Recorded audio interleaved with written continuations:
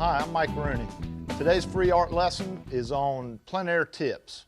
It's just stuff that I have learned after painting outside for so long, some things that'll really make it easy for you to go outside and be able to get the subject matter on the canvas, because plein air painting is different than studio painting in several ways.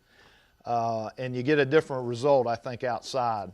You go outside, you're leaving the comfort of your studio. You don't have the jazz playing, you don't have the wine or the Gatorade over there.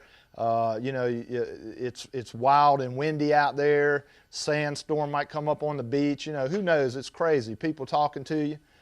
So there's some things that I've found out that make life a whole lot easier. So I just want to talk about a few of those things that if you go outside and paint, it'll just make the whole job easier. First thing is always carry an umbrella. If you go outside and you have your setup here, you can't work with the sun coming over your shoulder or down onto your canvas very easily. I know people that do, but it's really hard because there's so much glare coming off of the white canvas. It throws it back. The sun is hitting the palette. It's hard to mix the colors out in blinding sunlight because you can't judge values. You can't tell what value it is. You can't even tell quite what color it is because it's so blinding. So have you an umbrella. I mean, I used to carry a beach umbrella that I put on a piece of PVC pole to put it higher than I am so I wouldn't have to duck under it. And I had ropes tied to the inside that went down to stakes. So when I went and picked a spot I wanted to paint, I would slap up my umbrella and drive some stakes in the ground, and I had a great amount of shade. I had a lot of shade, and it's cooler also in the summertime. So be sure you do that so you can judge your colors and stuff.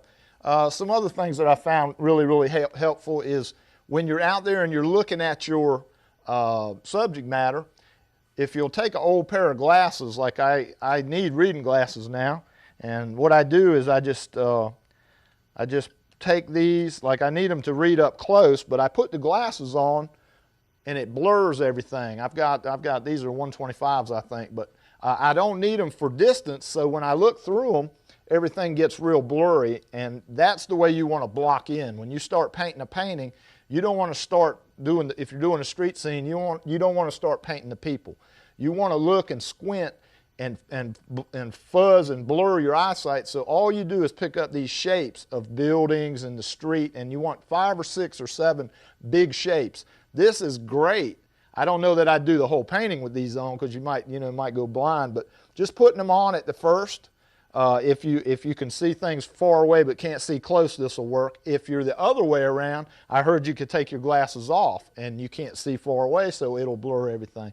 So I put these on maybe sometimes if I've got a really difficult subject, and I'll just kind of squint or hold them out in front of me and I'll block in the big shapes. So that's a neat little trick for blurring it. If you have 20/20 eyesight like I do, it's good for blurring the far away things. Now another thing is you go outside and you've got all this stuff you want to paint.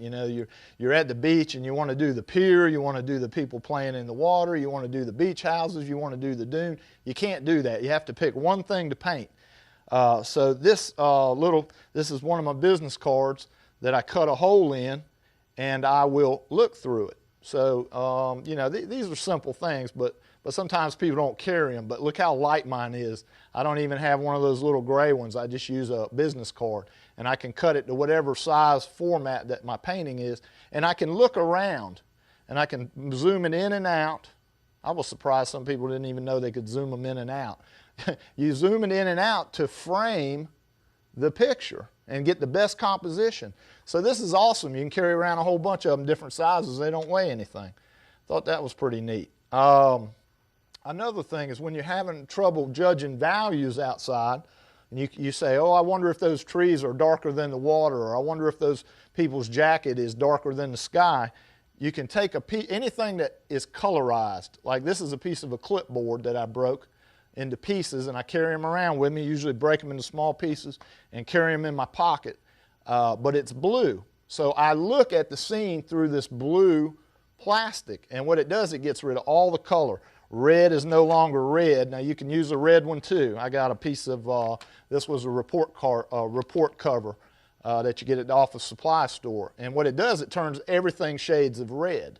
So, but when I'm looking at through the blue glass, this doesn't look red anymore. It just looks like blue values. It's going to either be a light value.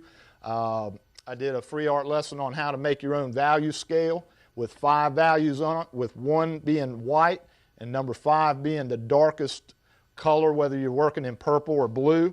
So when you're looking through blue, you're going to have the white shirt. My white shirt's going to be number 1, and then maybe under my hat or my eyes, pupil of my eyes will be number 5. But everything is shades of blue with this, so it gets rid of all that color, because color can really throw you off on your values. So you can get red or blue or any other kind of. Sometimes I use little index tabs. When I'm doing classes, I give little index tabs like you put on file folders away to students so that they can have their own little handy-dandy value checker. Always, when you're outside, it goes without saying, always bring bug spray. And I found that instead of covering yourself with bug spray, if they're airborne or flying, you have to do that, like mosquitoes or those black biting flies. If they're flying around, but a lot of times stuff will crawl up on your leg when you're painting, is if you'll spray a circle, like take the spray, the bug spray, and just spray a circle all the way around yourself, completely encase yourself in a circle of bug spray. They'll come up to that border or boundary, and then they'll turn around and go back the other way. Anytime I'm painting, I do that, because I got in a nest of fire ants or those little biting ants one time, and from then on, anytime I set up and it looks like there might be something down there, I just spray a circle around myself. Be sure you take water out there too, because you're outside painting, you don't realize it, but you're dehydrating. You're sweating and you're not rehydrating, and most of the time you're by yourself painting, you don't want to pass out, fall out or something. So, these are just a few really simple tips that'll help you to not only block in your painting, but also keep from getting bug bites and sunburned and making your painting too light or too dark, because you've got too much sun on your canvas. Hope you enjoyed today's free art lesson, and if you'd like to see more about my stuff or me, just go to MikeRooneyStudios.blogspot.com.